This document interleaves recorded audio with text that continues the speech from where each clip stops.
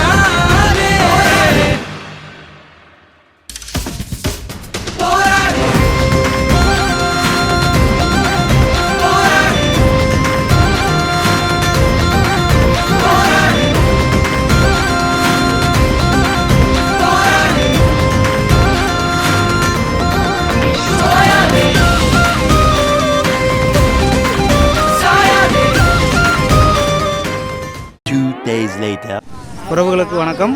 நம்ம கடந்த ஞாயிற்றுக்கிழமை 5ஆம் தேதி வந்து பார்த்திங்கன்னா நம்ம ட்ரஸ்ட்டு சார்பாக நம்ம நண்பரின் கரங்கள் அறக்கட்டளை சார்பாக வந்து பார்த்திங்க அப்படின்னா ஐ கேம்ப் நடத்தினோம்.